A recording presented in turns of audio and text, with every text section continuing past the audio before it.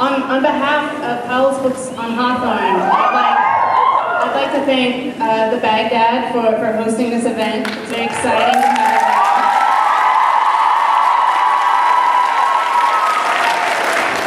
it. I'd also like to thank our attendees for coming out on a rainy Sunday.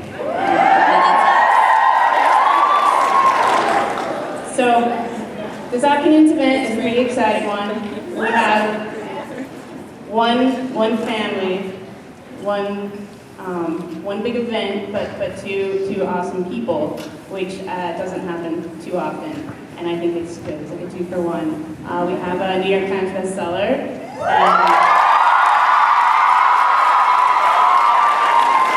And some terrific CDs. And without further ado, I would like to introduce, I believe it's Hank Suck.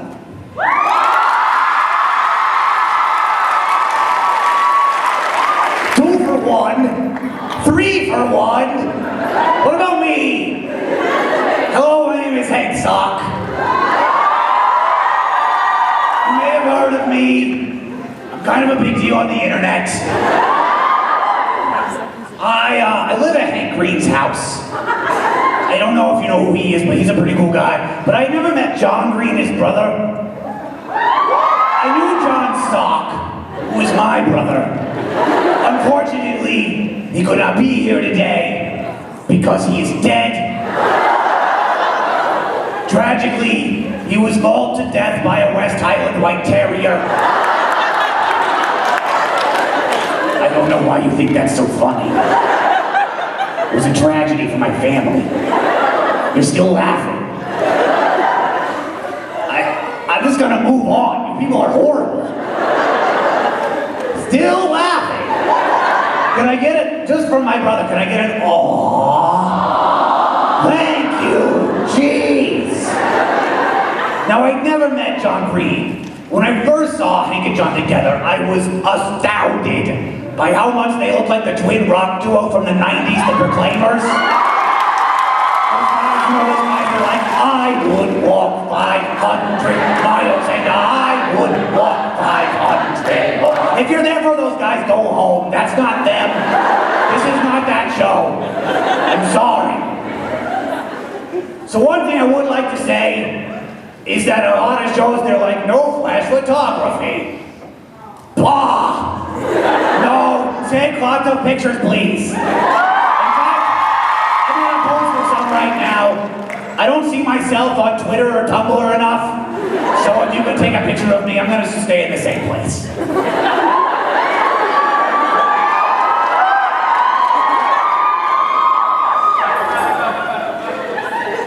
Thanks. What else was I supposed to say? I forget, I always forget. I'm very nervous. This is a very beautiful room. There are a lot of you. All right, that's it. There are a lot of you. And that is very exciting. Unfortunately, the boys need to put me into a little box and drive to Seattle today.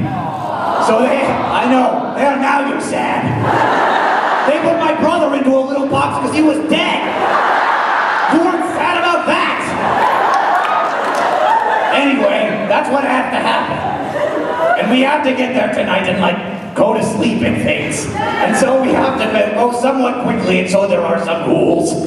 We can only do 3 things. I mean I'm not doing any signings at all. I don't have hands. But the boys can only do 3 things per person. They'll sign pretty much anything except for skin because that's creepy.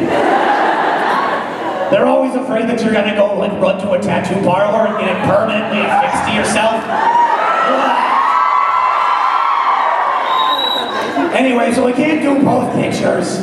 And I know that's horrible, but we would all be here until Hank and John have to do their next show in Seattle. If they did that, so they can't. Sorry. We have to think about the people that we love in the front of the line, but also the people that we love in the back of the line. Anyway, moving on. Without further ado, the next thing that I want to talk about is my flesh brother, John Green, who is about to come out to read to you from his New York Times bestselling book,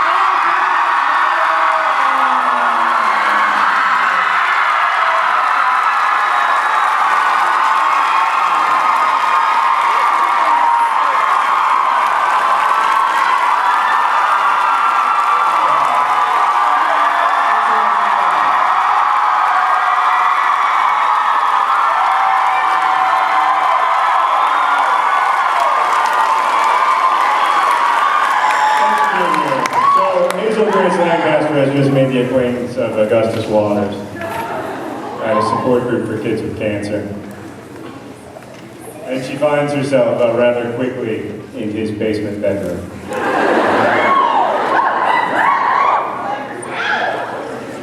No heckling, please. Examples of heckling include, I love you, I like something that you're doing, and any other noises that are not reflex noises, such as coughing and breathing. John! Sorry, I have a lot of anxiety. We talked about that before, Hank saw. I know. I know. A shelf at my eye level reached all the way around the room, and it was stuffed solid with basketball memorabilia. Dozens of trophies with gold plastic men mid-jump shot, or dribbling, or reaching for a layup toward an unseen basket. There were also lots of signed balls and sneakers. I used to play basketball, he explained. You must have been pretty good. I wasn't bad, but all the shoes and balls are cancer perks. He walked toward the TV where a huge pile of DVDs and video games were arranged into a vague pyramid. He bent at the waist and snatched up V for Vendetta. I was like the prototypical white Hoosier kid, he said. I was all about resurrecting the lost art of the mid-range jumper. But then one day I was shooting free throws, just like standing at the foul line at the North Central gym, shooting from a rack of balls, and all at once, I couldn't figure out why I was methodically tossing a spherical object through a toroidal object. It seemed like the stupidest thing I could possibly be doing. I started thinking about little kids putting cylindrical pegs through circular holes and how they do it over and over again for months when they figure it out, and how basketball was basically just a slightly more aerobic version of that same exercise. Anyway, for the longest time I just kept sinking free throws. I hit like 80 in a row, my all-time best. But as I kept going, I felt more and more like a 2-year-old. And then for some reason I started to think about hurdlers. Are you okay? I'd taken a seat on the corner of his unmade bed. I wasn't trying to be suggestive or anything. I just got kind of tired whenever I had to stand a lot. I'd stood in the living room, and then there had been the stairs, and then more standing, which was quite a lot of standing for me, and I didn't want to faint or anything. I was a bit of a Victorian lady, fainting-wise. I'm fine, I said, just listening. Hurdlers? Yeah, hurdlers. I don't know why. I started thinking about them running their hurdle races and jumping over these totally arbitrary objects that had been set in their path. And I wondered if hurdlers ever thought, you know, this would go a lot faster if we got rid of the hurdles. This was before your diagnosis, I asked? All right, well there was that too. He smiled with half his mouth. The day of the existentially fraught free throws was coincidentally also my last day of dual-leggedness. I had a weekend between when they scheduled the amputation and when it happened. My own little glimpse of what Isaac is going through. I nodded. I liked Augustus Waters. I really liked him. I liked the way his story ended with someone else. I liked his voice. I liked that he took existentially fraught free throws. I liked that he was a tenured professor in the Department of Slightly Crooked Smiles.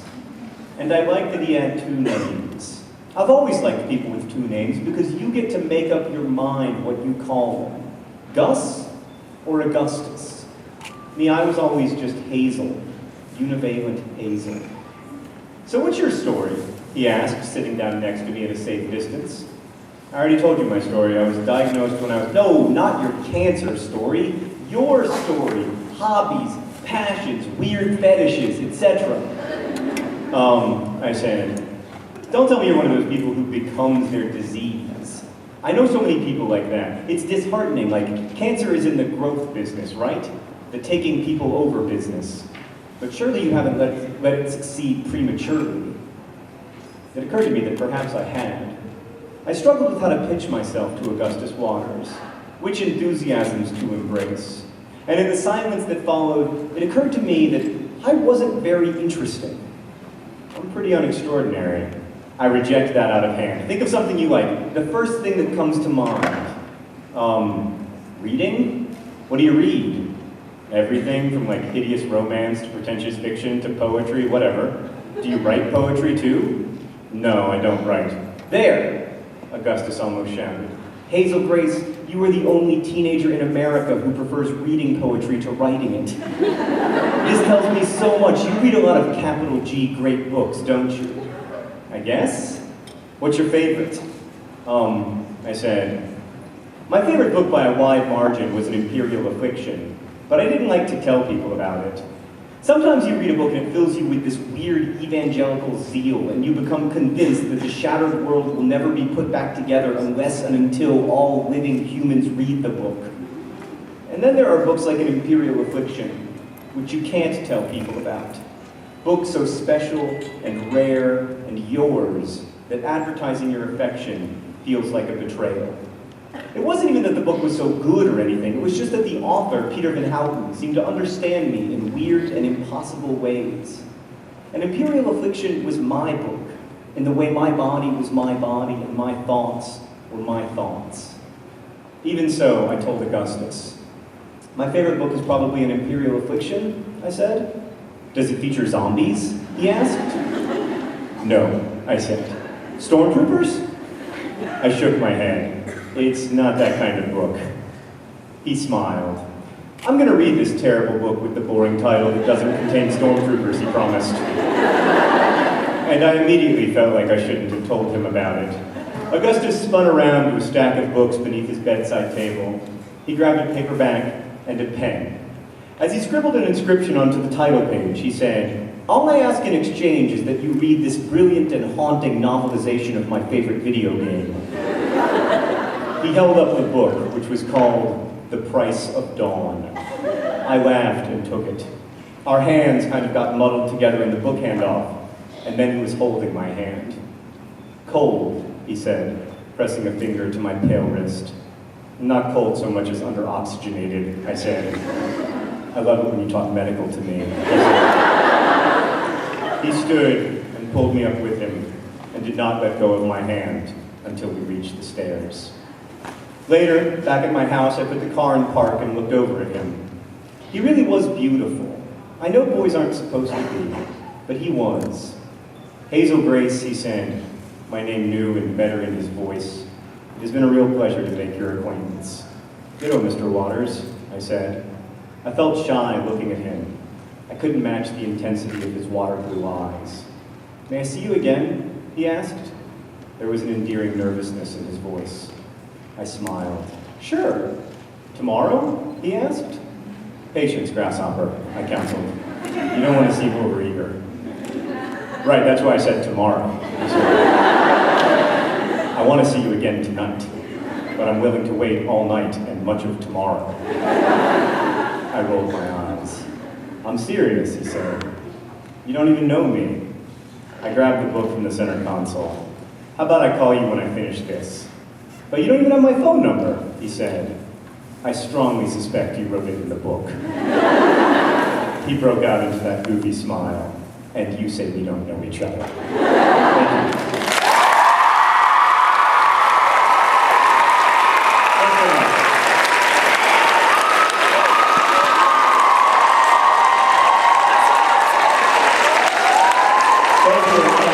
Thanks for that lovely welcome to Portland, one of America's great cities.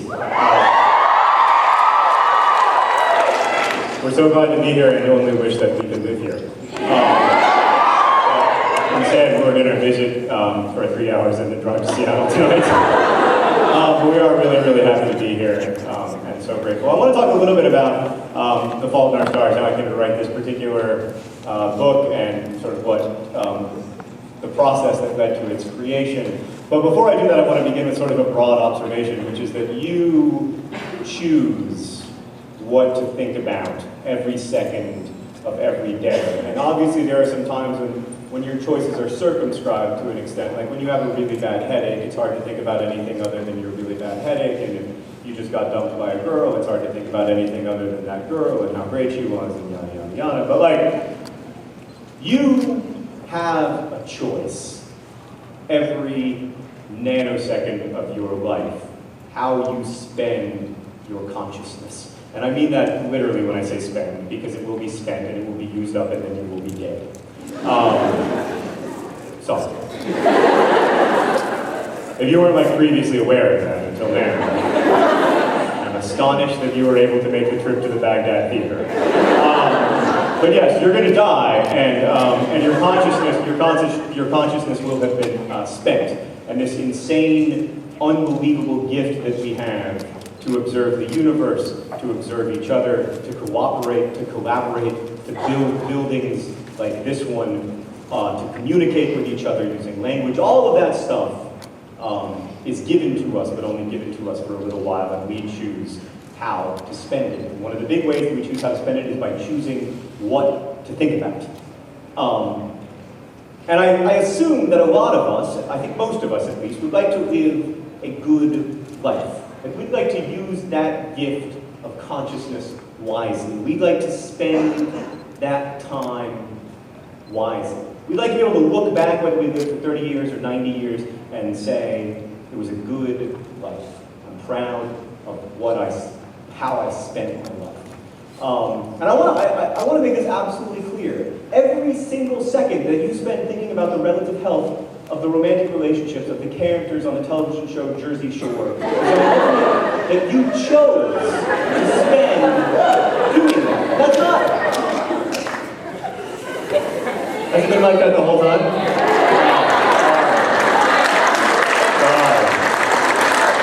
You guys weren't heckling, you were just trying to tell me that there was a terrible problem. I'm sorry. Last time I was in San Francisco, this is not a relevant story, but before I was in San Francisco a few nights ago, and it reminded me of the previous time I was in San Francisco when I gave a 45-minute talk to 1,000 school children, and my fly was not just like down, but like open, like a canyon of openness. Anyway, sorry. Nancy wants to check that out before I go on stage. And every second that you spend choosing to think about astrophysics, or choosing to think about quantum mechanics, or choosing to think about whatever it is that you choose to think about is a second that you choose. So, the question becomes, how are we going to orient our lives? What are we going to value? What are we going to choose to think about? What are we going to prioritize, given that this is a temporary situation and it is a crazy cool gift that we have been given, this gift of consciousness? And there are sort of like two models, I think, of the good life. One is the model that my grandfather lived. My grandfather was a great guy. He lived to be 92. He died several weeks ago, and when he died, I went to his funeral, and over over people said to me, your grandfather lived a good, long, full life, which is totally true. Thank God. He had a great, great life. But not all of us get to live to be 92. But we have a model for the good, shorter life as well, which is the model of like the sort of typical capital R romantic hero. A good example of like the typical capital R romantic hero is in the Odyssey, which is a very old book that I'm about to ruin for some of you. It's good even if you know the plot, and it's kind of not my fault if you haven't read it. It's like under 8. All right, then it's your bad. So here's the basic idea. There's this dude and he does some warring, really good at it, and he's got to come home after the warring is over, and it takes a while to get home. Number of obstacles, cyclopses, etc. Takes a couple decades to get home. He gets home. He's been gone a long time. There's no text messaging. His wife hasn't known what's up with him. He gets home and there's a bunch of guys. I guess there's a bunch of gentlemen suitors living in his home. Although in lieu of their behavior, one does use the term loosely. And there's also a bunch of ladies. Again, a term I use loosely. And the correct response to that is like, hey, I know that you had no way of knowing that I was going to be gone for 20 years, but I'm back, and y'all need to leave. But his response is basically to slaughter all of the men and many of the women. And that's your happily ever after. So that's one model of heroism. That's sort of similar to the model of heroism that's put forth by most first-person shooter video games, which for better or worse are our epics. And I don't mean that as an insult, in any way. but they have become our heroic, capital R, romantic epics. And generally, the plot line of every first-person shooter is, for noble reasons, you must kill many, many people. And in all likelihood, there will be moments where you have to sacrifice yourself. Probably unto death. But don't worry, you can be reborn. That model of heroism is the model that Augustus Waters has grown up with and has embraced as someone who does not know whether he will have a long or short life. That model of the good, beautiful, heroic, short life is the one that Augustus believes in. The model where you get to live for something or at the very least die for something. The model where you get to find a way to jump on a grenade to save your buddies and or your country. But here's the truth. Almost all of us will never have that opportunity. Almost all of us are going to have to find ways to live a heroic life that doesn't involve grand gestures, that doesn't involve great moments of heroism in great wars that are noble, that doesn't involve family or politics or the big political strife of our age. Almost all of us are going to live lives on a small canvas, lives where we have to be kind to each other, lives where we have to engage in little tiny acts of heroism to take care of each other, to honor the people who came before us, and to respect the people who will come after us. That's going to be life for almost all of us. And I wrote The Fault in Our Stars because I wanted to write a romantic epic about that was little, you know? Instead of the like big, grand stuff about war and politics and whatever, I wanted to write one that was little, and it was about just two people. And it was, you know, where the obstacle wasn't, oh, you're a Capulet, so you can't work. But instead the obstacle was the obstacle that circumscribes almost all of our lives, which is disease. And so Hazel and Augustus are two young people who have to struggle in a very direct way with the question of what's going to matter to them and whether it's possible to have a good, full life, even if you don't live to be 92, as my grandfather was so lucky to do. And that's what I really wanted to write a story about. I started trying to write this story in 2000. It did not go well. That's why it took 12 years.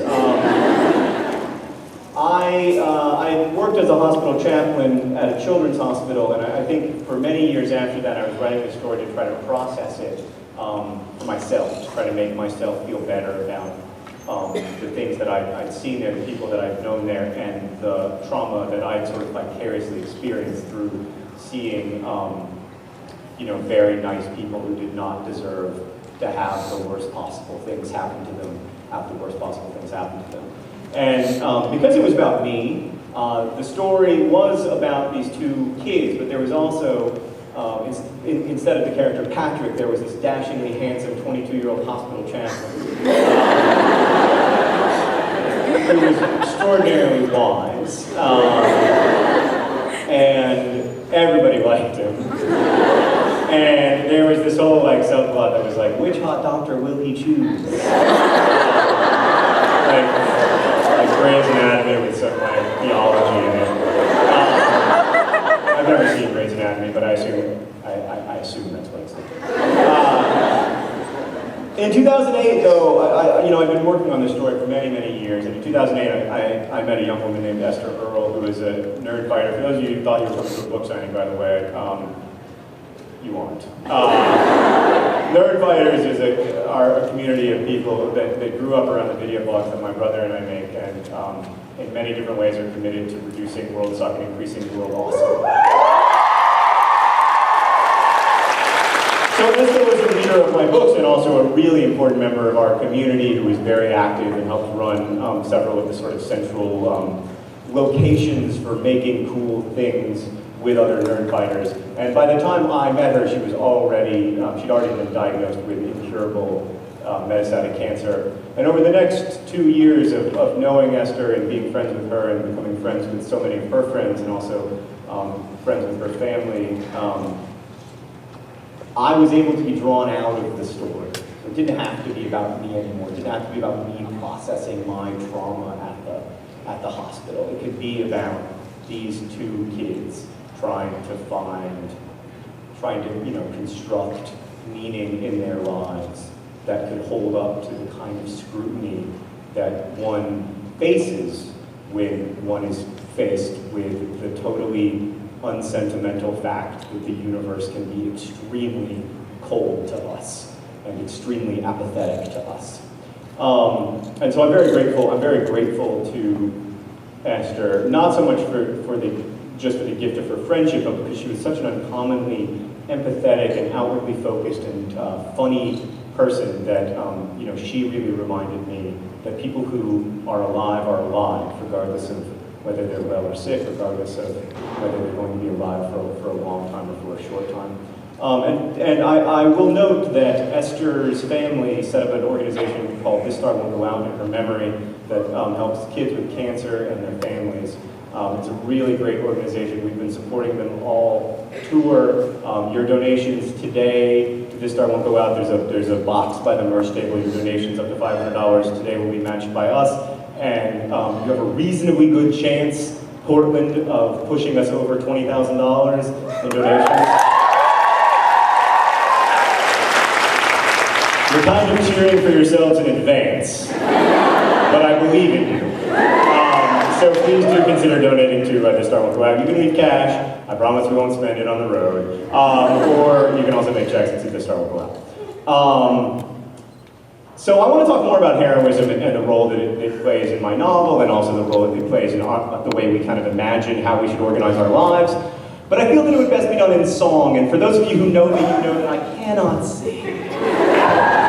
I'm very, very bad at it. I'm a frustrated rock star, like so many other novelists.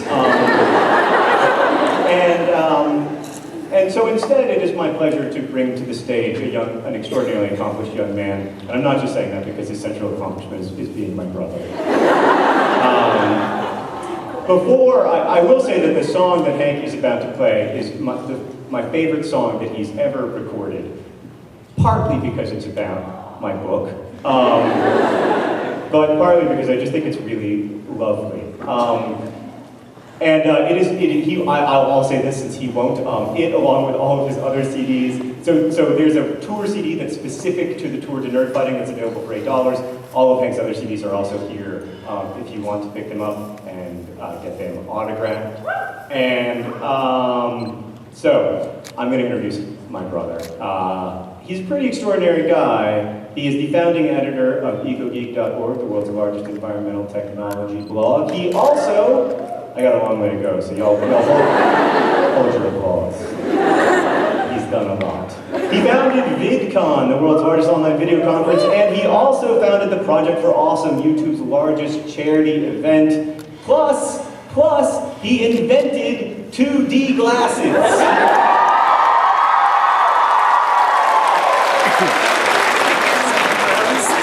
Which, and I am not making this up, render three-dimensional movies in a crisp 2 dimensions.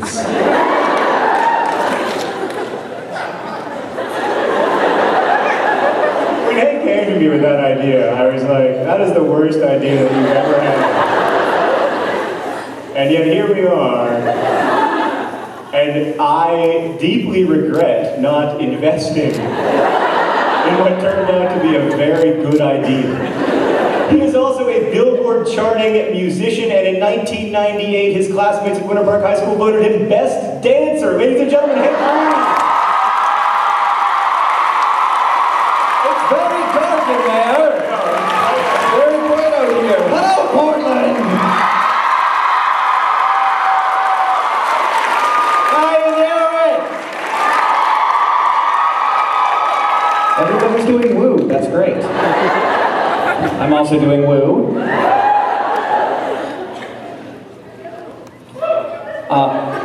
She's also doing woo. You doing woo? I forgot how my guitar strap works.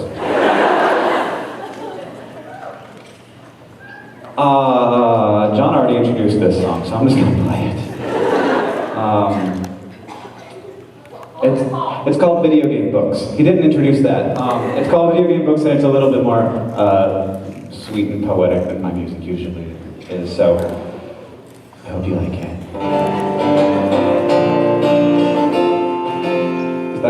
the audience, I can't hear it.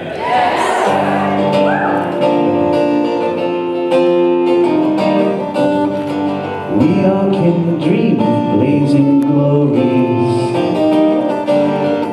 but all I dream of now is you and your blue eyes. It's strange to think how we can feel we don't live our own lives.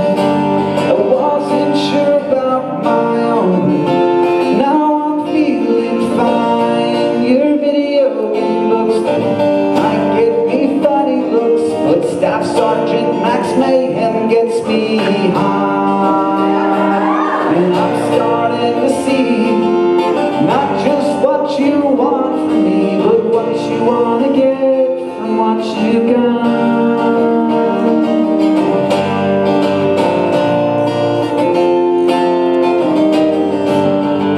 Now what do you think you're gonna be? You think you leave some kind of lasting mark? Well, with infinite tomorrows, no, this isn't fair.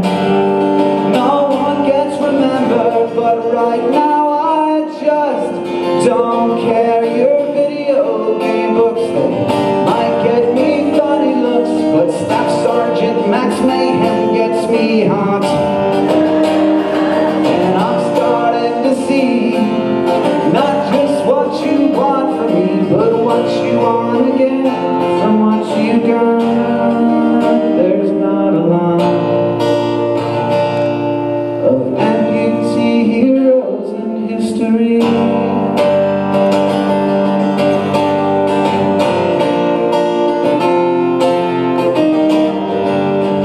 I wish our lives were so much simpler,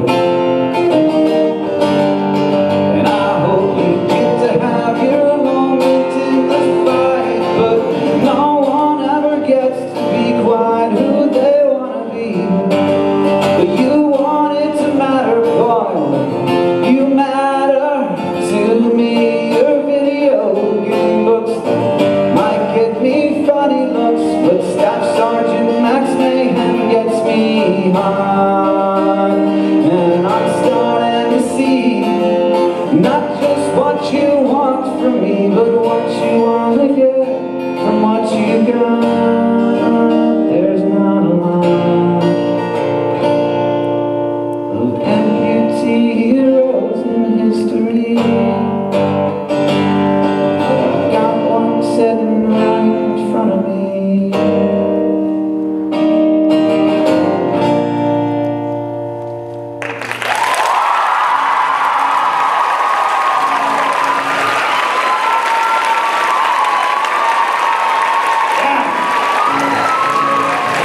This song is also about a book.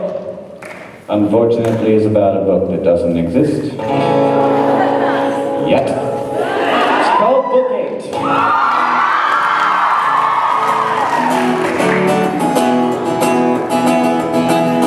I know I'm not the only one who wants to know more about Harry's sons. I really do think there's an unwritten story, and I think it's time to put fingers to keys. A lot of people I don't want to know more about Grindelwald and Dumbledore. I really do think that they're both bad and lefty, and I think there's probably a good story there. For Book 8, I want a Book 8. I want a Book 8. And I want J.K. Rowling to say that the epilogue was crap, cause we all know it was crap. And I want J.K. Rowling to say that Voldemort had a son, and the story's just begun. I want J.K. Rowling to say that she's writing Book 8.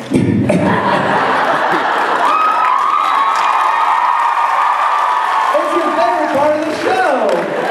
How's that stop? Sometimes the fear comes out of me in a little bubble. It never it never happens to me when I'm just like, it's an entirely unique experience. Like this happened the very first time I got up on stage and played the show. I'm sorry, I'm in the middle of the song, but I heard the first thing that happened to me, I was like,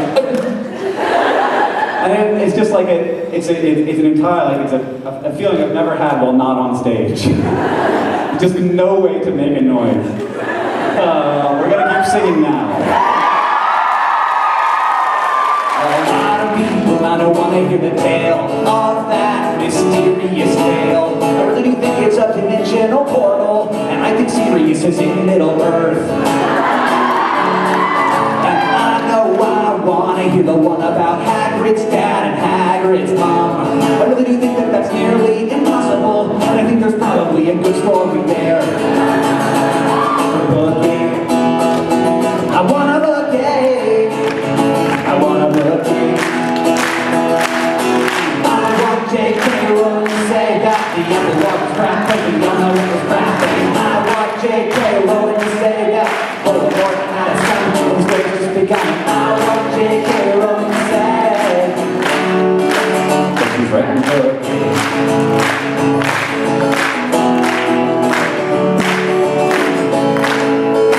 She called Harry Potter and the Pillar of Storge, or Luna Lovegood gets her own book all to herself, or Harry Potter and the Knights who say need, or Harry Potter and Benedict Cumberbatch, or Harry Potter and the time or fight the Daleks, and the Portland area Nerdfighters.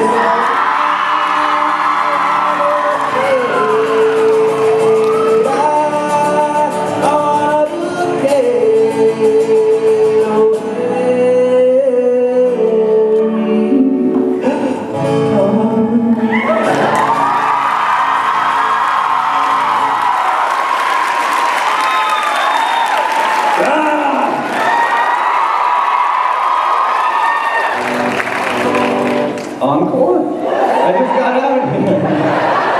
I'm not done yet with the beginning part. We can talk about the encore later. This song is not about a book. It's about particle physics. You're so sad and now you're so happy. When does anybody do that after someone says this song is about particle physics? Parents in the audience, I did that for you. Not really. I never think about it. I'm sorry. I'm trying to get you. Now I feel like a jerk. I'm thinking about you now. Quark is a fundamental constituent of matter observed in 1968 through elastic scatter. We found that protons aren't as simple as we thought. We thought they were solid particles, but they are not. Protons, in fact, are made up of three separate pieces. It just gets more confusing as our knowledge increases, and that is what a quark is. It's a piece of a proton, and they also make up other things, including a neutron. Oh, up, down, strange, John, top, bottom, and you don't know what a quark is. You don't know. Still got them, and with electrons and bosons, unless some things are missed, they make up everything that we can see and that we know exists.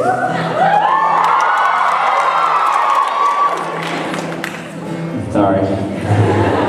Things made up, of course, including protons and neutrons, are composite particles that physicists call hadrons. Many types of hadrons are theoretically described, but most exist for only very brief amounts of time. Quarks have electric charge, color charge, mass, and spin, and having color charge means they exist solely inside of other kinds of particles and cannot exist alone, which is why quarks have never been studied on their own. Oh, up, down, strange, John, top, bottom. If you don't know what a quark is, it don't matter, you still got them. And with leptons and bosons, unless some things are missed, they make up everything that we can see and that we know exists.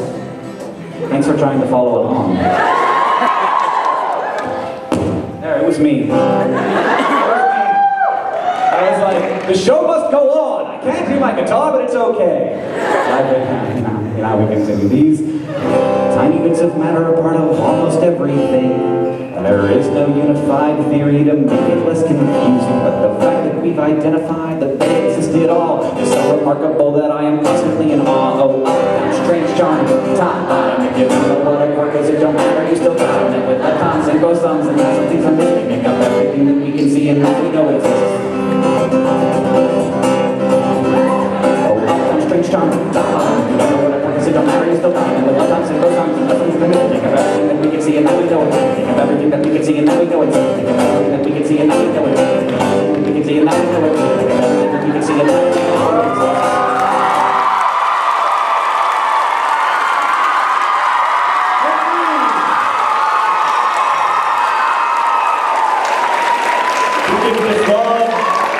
chord and continue playing. As if he didn't even notice. So I want to thank some special guests and then welcome our surprise guest to the stage. First, and most importantly, I want to thank Powell's Books for making all of this.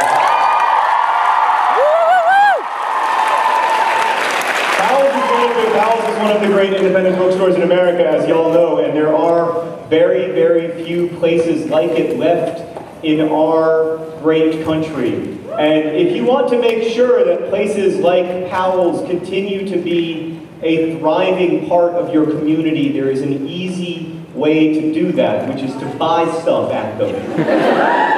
Primarily my books. But also other people's. I recommend the Odyssey for it's good. But we are really, really grateful to Powell's, and I've always wanted to do an event with Powell's because it's a dream bookstore of mine, a bookstore that I've gone to so many times as a customer, and I just love being there. I also want to thank the Bagdad Theater for being so beautiful. And thanks to all of you for spending part of your Sunday with us. Again, we apologize that we have to drive to Seattle tonight. Believe me when I say, we'd rather not. So the line will have to go quickly. This does not reflect a lack of love for you. In fact, I wrote you a note on this topic that's in your program that you can read if you want. We've had to slightly change the signing rules because I got really bad carpal tunnel on tour. Almost like you shouldn't sign your name 150,000 times. So I apologize for that as well, but we will do our best, and yeah. So, have any of you guys seen the television show? This is a crazy thing that happened to us yesterday. Have any of you seen the television show Portlandia? It's a very funny television show. Those of you who haven't seen it, it's very loving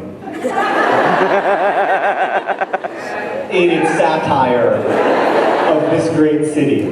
But as my wife said to me the first time that we watched Portlandia, she said, "This show is supposed to make fun of Portland, but all it does is make me want to move there."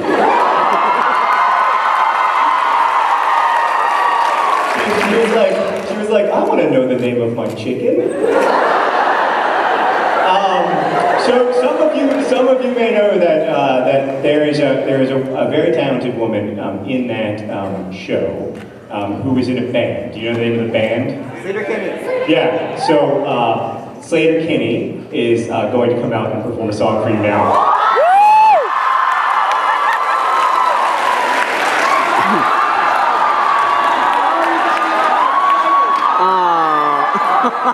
Never gonna give you up, I'm never gonna let you down. I'm gonna run around, I'm gonna desert you. I'm gonna make you cry, I'm gonna say goodbye. I'm gonna tell a lie or desert you. We've known each other for so long. I've been a giver, you're too shy to say it. Inside we both know what's been going on. You know the game and we're gonna play it. And if you ask me how I feel, don't tell me you're cool on the seat. I'm never gonna give you up. I'm never gonna let you down. I'm never gonna run around. I'm gonna hurt you. I'm never gonna make you cry. I'm gonna say goodbye. I'm never gonna tell a lie. You'll deserve you.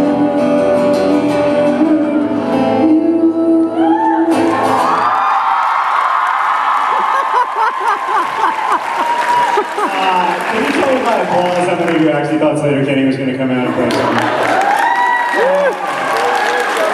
4. We debated how ridiculous we should make it. That might have been one step too far. Because if Sleater-Kinney were here, obviously we would just be like, we cede the floor to you. Yeah. All right. So I'm gonna answer some questions. If I go over my time, I get punished. This is a shocking device that causes. Don't cheer for the shocking device. This device causes a shock to go into your body. It's extremely uncomfortable, and I don't find it funny, but you guys do, and I'm trying to be respectful of that. So I will try not to go over my time. It's very dark in the audience. Maybe not for you, but for me. I can't see any of you, which is great. Because it keeps me from having a panic attack. The downside is that I also couldn't see you if you raised your hands. So instead, I'm going to answer questions that you submitted about The Fault in Our Stars. Plus, this will prevent spoilers, which happened in a terrible way last night. 2 nights ago. I don't know. I haven't slept much. For John Green. Why did you misuse soliloquy in The Fault in Our Stars? Augustus was monologuing, but he was addressing a speech to Hazel, so why did you call it soliloquy? You used ontological correctly.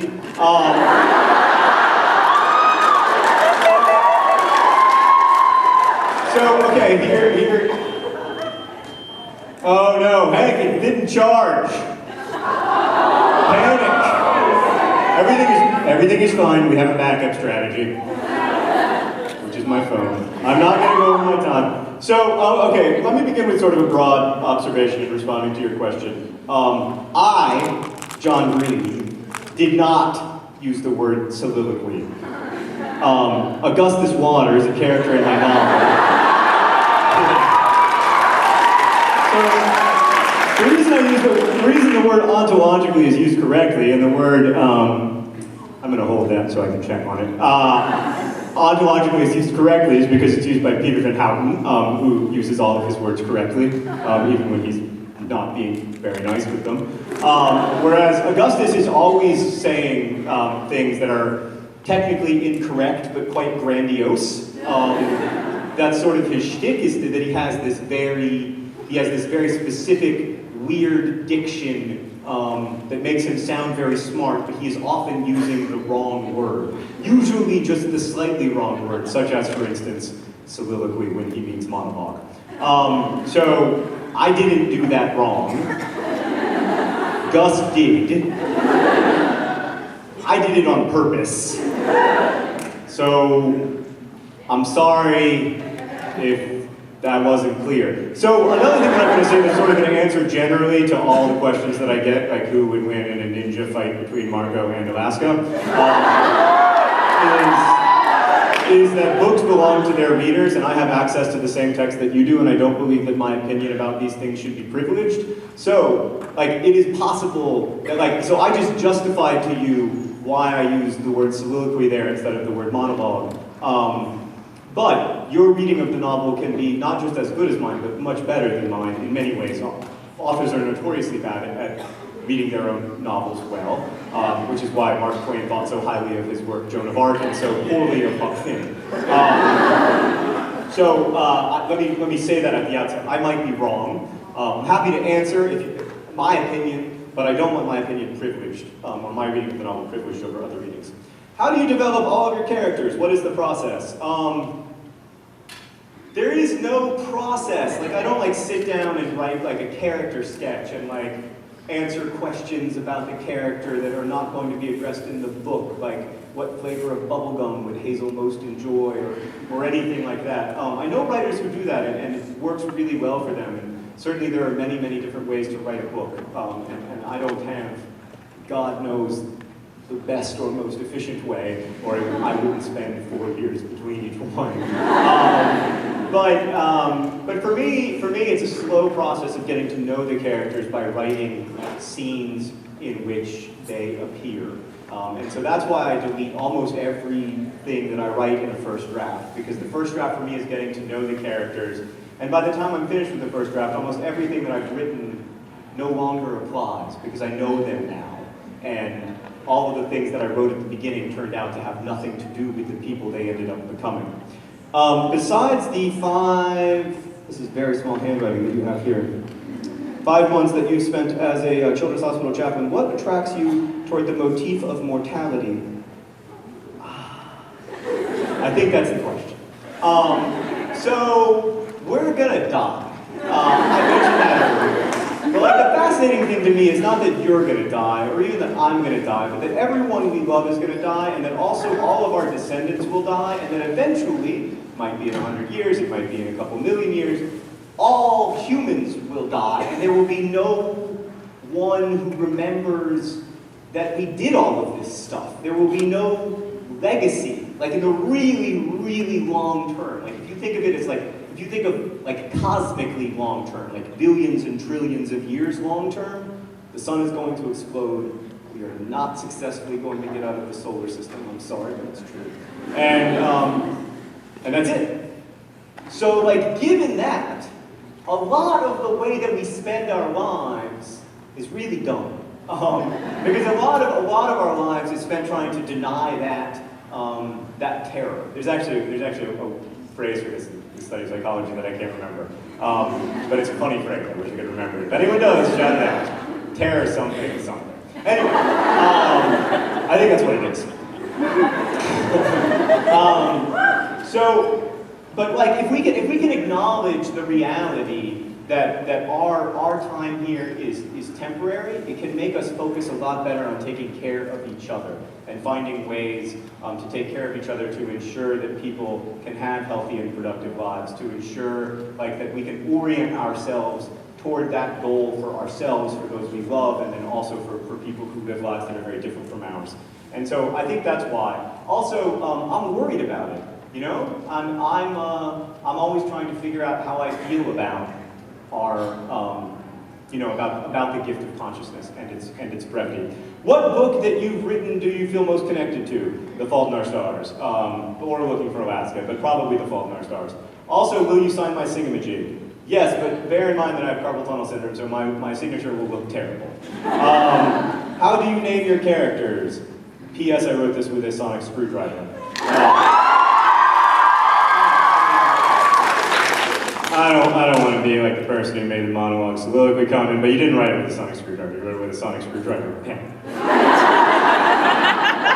It's very important to note. That's a Doctor Who joke. Those of you get it, got it. I was explaining it to your parents, and my fellow old people. We don't woo, we just raise our hands. So, I mean, I try to name characters in a way that's resonant to the character. So, it's really important when I was naming Gus, for instance, that he had a name that's this, like, imperial Roman name, this, like, big emperor name, or a pope name or something, Augustus. But that he also had this little name, this weak, fragile, vulnerable name, Gus. And that it could go either way, that this boy who initially presents himself as someone who has this extraordinary vocabulary, admittedly doesn't always know the meaning of the words he's using, but like he has this, extraordinary vocabulary. He's a very confident guy. He's a very, smart, charming, charismatic, good-looking guy. But beneath that lies a frailty and a fear and a weakness. And Hazel must grapple with that. Like, she must find out, does she like both of these boys? Or does she only like Augustus? And in the end, which does she like more? And so that's why I called him Augustus. I call Hazel because it's an in-between color, and Hazel is in between so many places. She's in between being a kid and being an adult. She's in between being sick and being well. She's in between dying and not dying because she has this terminal diagnosis, but at the same time, thanks to this weird drug that I stole from Herceptin and made into a different drug. I wish it was that easy real life, Like, we'd be like, we discovered Herceptin, and I'd be like, great, as a novelist, I can now use this drug to cure many kinds of cancer. But unfortunately, we have to use actual researchers for that gig. So she's in this between space, and Hazel is a between color. And I also wanted it to be a color that can be more than one color. Like it's kind of an in-between color. How do you come up with the philosophical central themes in your books? It's just stuff that I'm thinking about and worried about. I mean, one of the great pleasures for me of writing for an audience that's composed primarily of, well, let me find out. How many of you are in high school? How many of you are in college? How many of you are like grown-ups? Some of you moved twice, which is ambiguous. I'm sorry, people. We're all adults. You're grown-ups. Just wait. So there are lots of grown-ups in college. So there was some ambiguity there. I apologize. I should have done it by age. Anyway, so yeah, one of the pleasures of writing for high school and college students is that they are grappling with the big intellectual questions of our species, and they're grappling with them without irony. And in many cases, they're reading a lot of interesting books for the first time. They're reading a lot of philosophy for the first time. They're reading a lot of classic literature for the first time. And they're doing it in a way that's not ironic. It doesn't have to be disguised. And so much of adult is about disguising your intellectual interest and, making sure that you pay the mortgage and stuff. So, I mean, it's what I'm interested in and it's what I want to talk about with you. I only have a few more seconds and I really don't want to get punished, but I am going to answer this question. What music did you listen to while you were writing The Fault in Our Stars? So I wrote this book over many, many years. So I listened to a lot of music, but I didn't listen to that much music while writing. I often put headphones in while I'm writing so that the people at the coffee shop will not think that I want to talk to them. That's sort of my number one concern. But recently, a couple weeks ago, someone pulled the earbud out of my ear and said, "Have you read this story about Newt Gingrich?" And I said, "No." However, as someone with social anxiety, let me tell you how terrifying it is when someone touches the inside of your ear. And if this was designed as a ploy to get me to vote for Newt Gingrich, let me assure you that it has failed. I listen to a lot of music, but I mostly listen to mountain goats. Hey, Hank Green.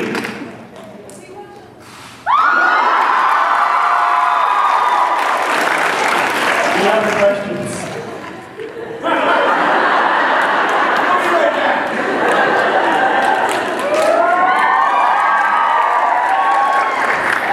So we're going to answer some questions together, and then whoever is talking when the timer goes off will be punished. I'm glad that you're happy. I've been on a great roll, and then Hank just got me last time. And this is a lot harder.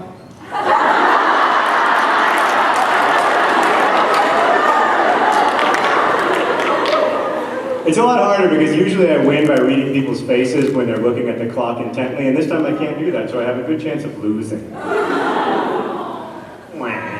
I mean, if he loses, I win. If he wins, I lose. So whose side are you really on? No. What is the meanest thing you have ever done to your brother? I just said something mean right now. That wasn't it, though. When I was very small, I hit you in the head with a hammer. I was like, this guy is not cool. I mean, to be fair, you actually expressed the desire. It wasn't just that you hit me in the head with a hammer. You said that you were trying to kill me. Hank, why did you hit John in the head with a hammer? I was trying to kill him.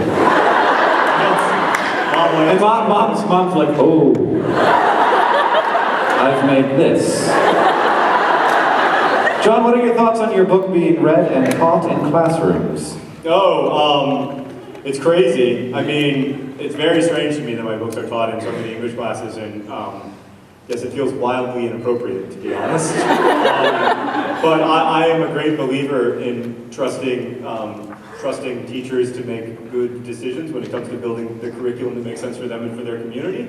So yeah, I'm grateful. It's just really weird, like when I get emails and it's like, what are the themes and the enemies in your book, Cooking for Alaska, which I have not read. And I'm like, believe it or not, I know that you are doing homework. Hey, if you could live anywhere in the universe, where would you live? Portland is like, come on. I really do like Portland very much, but it's universe. If I'd have to stay there, I'd probably say Portland, but I'd most like to visit, like, Titan. All right. Or Kepler 22b. One of those extra solar planets. Yeah. I'd love to go to Kepler 22b. I don't know, I saw Avatar, that seems like a bad gig. What? Oh, it was this movie that you didn't see. What are your thoughts on today's current education system in the United States? I should have saved that one for the end. Well, I mean, quickly, like when I was in the Netherlands, it was really interesting to be in a country that doesn't have any private schools, and so the billionaires in the Netherlands are hugely invested in public education in the Netherlands, which does affect the way spending happens. But yeah, I mean, I think that we are still in good shape, but I wish we were in better shape. I also wish that there were more equality, because the quality of education varies dramatically by where you live. Where is the weirdest place you have met a fellow nerd fighter, Hank? That's her question. One time I was at a deli, and I ordered a sandwich, and then I walked away. It was like a roast beef with horseradish, and I walked away, and then I was like, Hank! And I was like, walked up and got me, and I was like, I didn't tell you my name. And he was like, you're very observant, I want you on YouTube. And I was like, why didn't you just say that so I could be happy? Because that makes me happy. It's not like New York City where you have to be weird about that.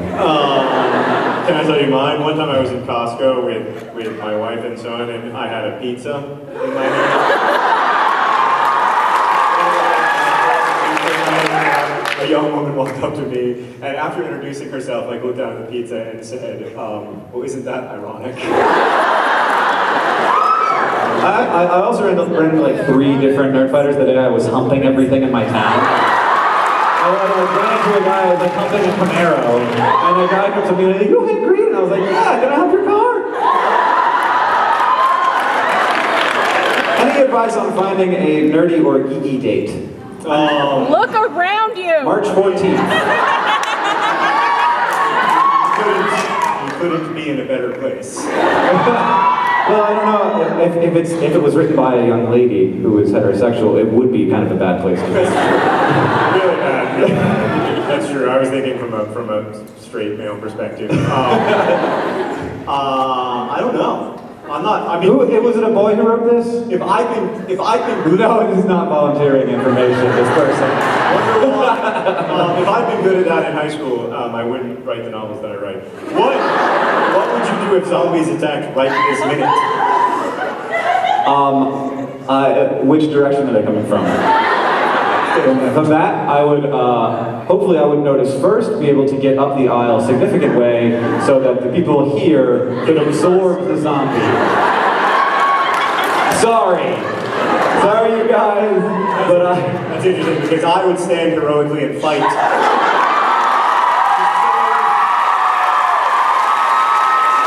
save the beautiful young men and women gathered here tonight. I deserve to be shot. I deserve it today. Did you mean to leave this question? Oh, no, do not. I'll tell you the question. So, the question is, are some religions more correct than others? Which is just not a question I can find an answer. Nothing personal. It's not a like you question asker, it's just I don't want to Open that bag of angry cats. Next question. What are your thoughts on utilitarianism? Oh, great. It's hardly better. I mean, my thoughts on utilitarianism are complex. I think it's mostly good. The problem is with the most. My problem with utilitarianism is we're all like, that's a great idea, and then none of us ever do it. Well, we can get into this later. Have you ever been to Voodoo Donuts? Yes. I've been several times. I've been to Portland a few times. I have friends who live here, and done in Woodstocks here. Anybody see me at Woodstock? That was awesome. And I got to have Voodoo Donuts with Will Wheaton. Nerdgasm. That was my question. Could you talk about the transformation of your relationship from sibling rivalry to sibling awesome? I did hit him in the head with a hammer once. Yeah. The transition that has to happen is that you have to stop thinking of your siblings as your rivals and start thinking of them as your teammates. And so Hank and I have been teammates for a long time. And we're also very fortunate to have a bunch of other teammates in the form of other nerd fighters. So So that kind of keeps us sane, I think, and like, you guys sort of direct the values of our project, and that really helps us because then we can't fight too much because all we're fighting about is what you want, and then we can just ask you. How did Hank and the Catherine meet? You know, it was nice. Maybe she fell. I hit her with my car. And I was like, I'm so sorry, ma'am. Can I drive you to the hospital? And then she bled all over my car, and I thought that was so hot. No, I mean, we were like next door neighbors freshman year of college. It was, she was inescapable and hot. Yeah, that's the whole story. Did you name an abundance of Catherine? So we have the casting question. Before or after meeting the Catherine? After meeting the Catherine, but before I knew that she was going to be, a big deal. I did not pick the name Catherine because of my sister-in-law. I picked it because of, it's really good for anagramming, and I'm not a very good anagrammer, and the protagonist of my second novel is incredibly good at anagrams, so I had to cheat. And I did that by finding words that had the right mix of consonants and vowels to allow me, thousands and thousands of anagrams of which some were going to be funny. Catherine contains both the word tears and the word heart, which was very useful to me. And and then the other letters, if you just put a bunch of things in it, it'd be fun. Like Catherine Barker, I created someone named Catherine Barker, which anagrams to Heartbreaker Inc. Incorporated. Who is doing the driving? Julie is doing the driving, our magnificent, talented, beautiful, amazing, magician, wizard driver. Yeah. Time traveling. You've read On the Road, it's like driving with Neil Cassidy. Where you're just like, you don't realize how good someone can be at driving until you meet someone who's really great at it, and it's just a talent. Yeah. It's not even speed. No, it's like she'll do something and I'll be like, we just physically passed through that other vehicle. Yeah. Like the nose of our car went through the nose of that car. We should all be dead. But we are not because you are a magician. She's driving the night bus. Describe the origin of the rule, no signing of other ephemera. I have a feeling the answer to this is going to get me punished, so I'm very nervous about this clock down here. Quickly, I have no idea where that rule came from, but they invented rules along the way to try to help my hand, which has become progressively worse through the tour. So add another rule to the list. It still hurts.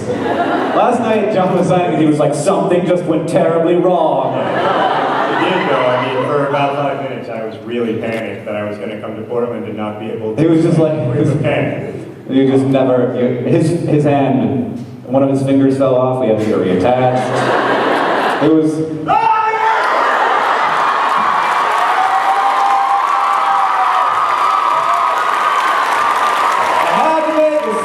Joke.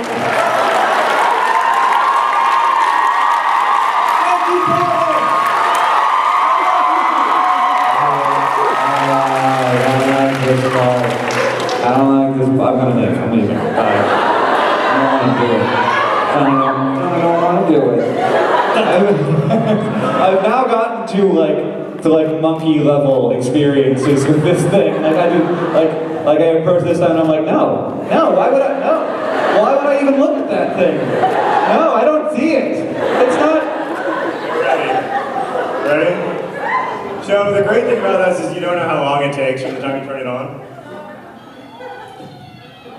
And it can take like 3 seconds, or it can take like 40 seconds, and Hank never knows how long it takes, and so he just has to sit there worrying. And then at some point it turns green and you know it's coming. It's so exciting. It's lasting forever. Still.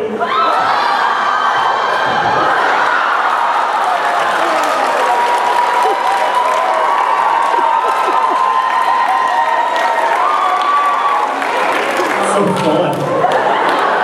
My favorite part It's like 1/1 millionth with being tased, and I'm like, no way, that never. And now there's like people on YouTube who are like, I'm gonna get tased to get views, and I'm like, oh.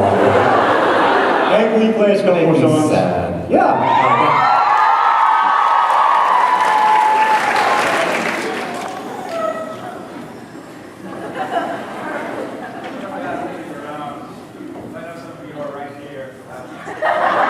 Keep your question.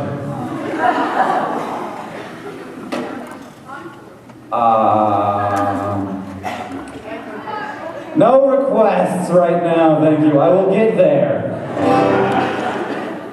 But first, I got a couple of presents.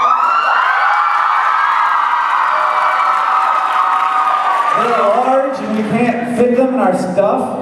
But I was like, but I couldn't like not do something great with it. It's a honey badger and a knitted, like handmade knitted dollar. You in the front are not gonna get it. I'm gonna throw way too hard for that. I'm sorry.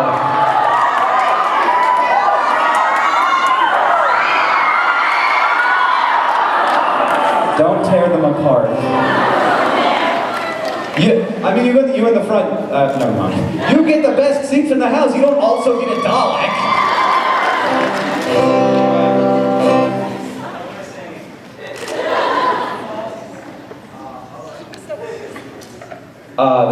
Sorry.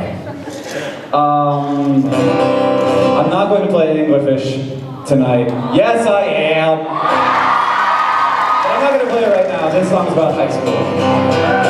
I hate this place. I can barely keep the misery off my face.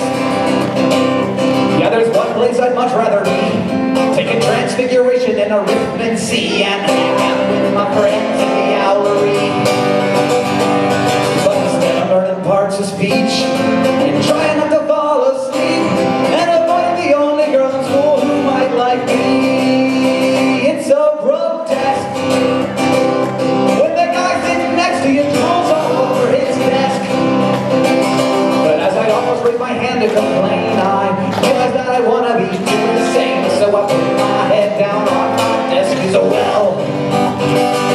Then suddenly I'm learning a spell to make my teacher's head swell, but then he wakes me up and I can't help but get Scorpio! This isn't Hogwarts, this is a concrete box. The pictures on the wall are never gonna talk, and the teachers don't care that the kids don't try, and the most magical thing we have is fluorescent lights. And they put you in Hufflepuff if you're not cool. Instead they start you in the parking lot for school. And I think if I looked into the mirror very sad, I'd be wearing Mr. Robes with gold and red.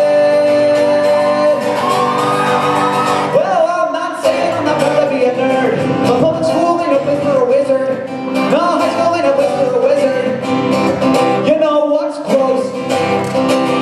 When the lunchroom looks like 3-day-old soggy toast. But as I ate it anyway, I overheard this. I hardly know calling me a nerd, so I cast some super on him inside my mind. Now I wish there were house elves making my food, and everything was perfectly spiced, and the only one being rude was the Bolton guys. And here's what's true: I'd do pretty much anything to go to wizard school. I even called Dolores Umbridge my friend, and I never had to go to gym again. And I think around at all of this crap, it's part of my life.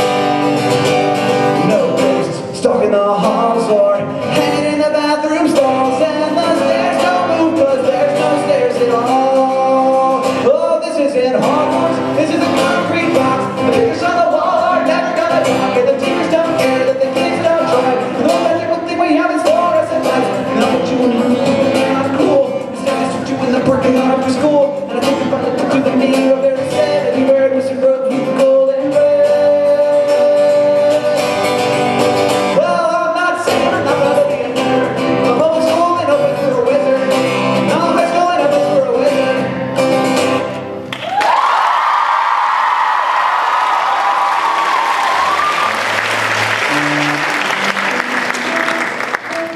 Sorry. If you're really in touch with the tune of a guitar, I apologize, but most of you aren't, so I can't tell. This song is a song that I wrote with my wife, because she's a really amazing dancer, and I love it when she dances. You want us to think that you're just messing around. Play your life like it's a game of two-hand touch. If you screw up, you will never live it down. It won't matter if you suck, you don't take it serious.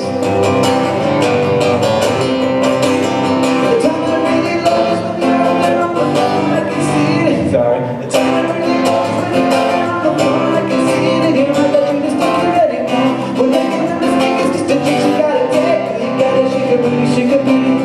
Yeah, you gotta shake a booty, shake a booty, shake, shake. Shake a booty, oh yeah, shake a booty. Shake a booty, yeah, shake a booty, shake a booty. You gotta take, you gotta shake a booty, shake a booty.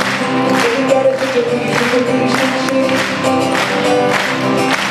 Well, if you live like a little while you're dancing, nothing alive, you never took a chance to be on. Your life should never disappear.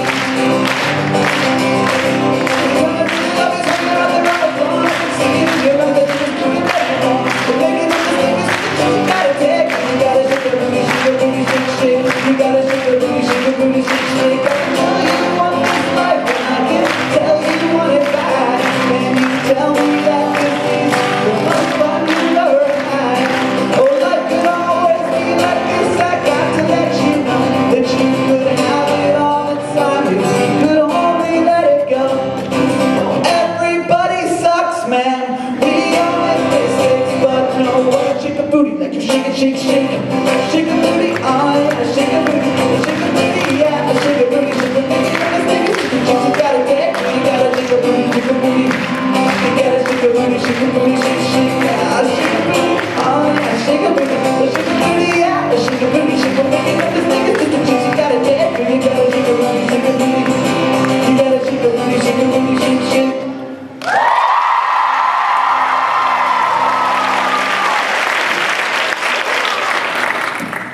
There is a fish. That's my line. I was just gonna do the intro for you. Do the whole thing? You want me to? You can. There is a fish that lives very deep in the ocean, and deep down at the bottom of the ocean, there isn't much in the way of nutrients. And so if you are a deep-sea dwelling anglerfish, you don't have a lot of other deep-sea dwelling anglerfish to hang out with. It can in fact be hard to find someone to spend the rest of your life with. Someone to raise a family with. Someone you can love for the rest of your life. And to deal with this problem, the anglerfish has developed a very fascinating evolutionary strategy. The female anglerfish is born looking very much like a fish. The male anglerfish is born very, very small. And he has nothing but a nose, a fin, and a pair of testicles. And he has that nose so he can smell. He is born with all the energy he will ever have. He cannot eat, but he can smell. And the only thing he wants to smell is the smell of a female anglerfish. And he devotes his life to trying to find that smell. And when he smells it, he goes to that female anglerfish and he bites her on the side. And then an enzyme in her skin dissolves his lips. And her circulatory system becomes his, so that her heart is literally beating for him. And eventually, he becomes basically a pair of nuts on her side. Hank thought this was so beautiful that he wrote a song about it. It's called A Song About an Anglerfish.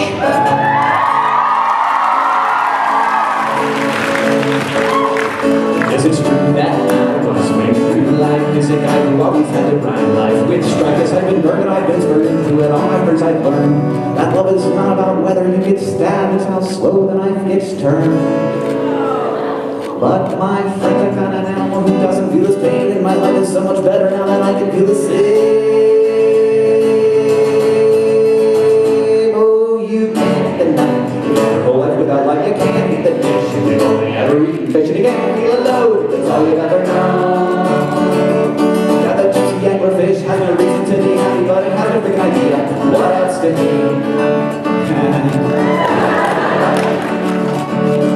Well, the gypsy dwelling anglerfish tries to find a mate. They are always there together when it's time to procreate. See what they're riding on the female on her side, and then slowly he becomes a sperm-producing parasite. And if we can say he lives it all, he lives until she dies, and until that day he literally never leaves her side. Oh, you can't deny it. Oh, life without light, you can't eat the dish. You never eat fish and you can't feel a load. It's all you'll ever know. Fish has no reason to be happy, but it has no freaking idea what else to be. Ladies and gentlemen, thank you so much for coming out to our show tonight.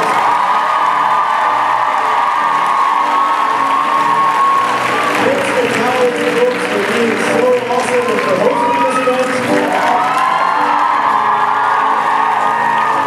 Thanks again to the historic Bagdad Theater.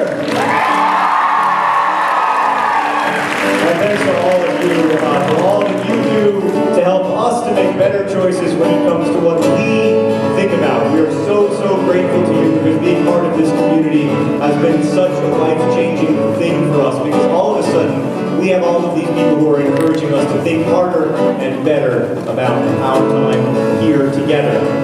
I also want to say, again, that you can donate to This Star Will Go Out at the merch booth in the back, where you can also find my books and CDs. As we say in my hometown, don't forget to give us.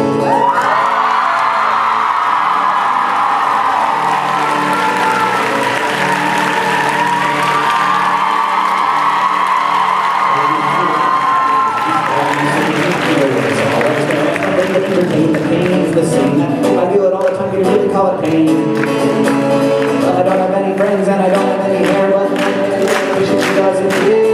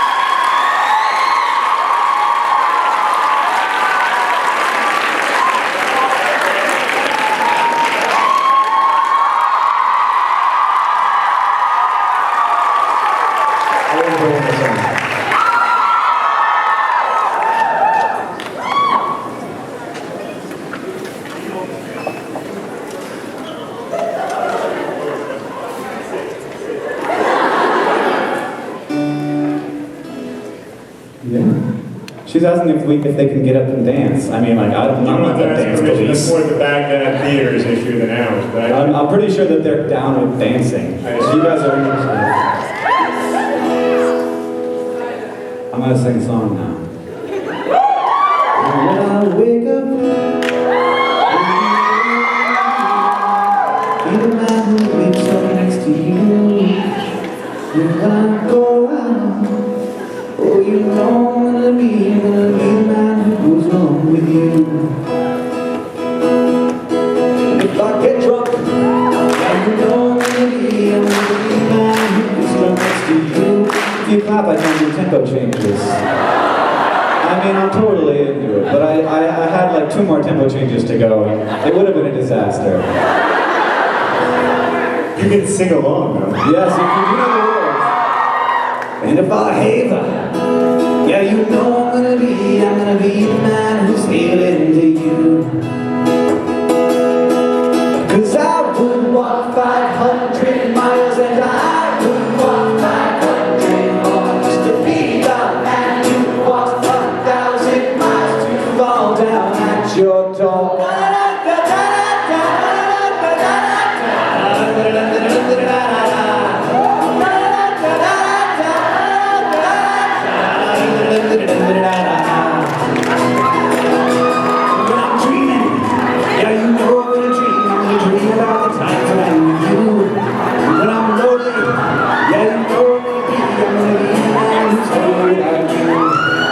careful. And when I go home, I know I'm gonna be the man who goes along with you. And when I come home, yeah, you know I'm gonna be the man who's coming over to you. I'm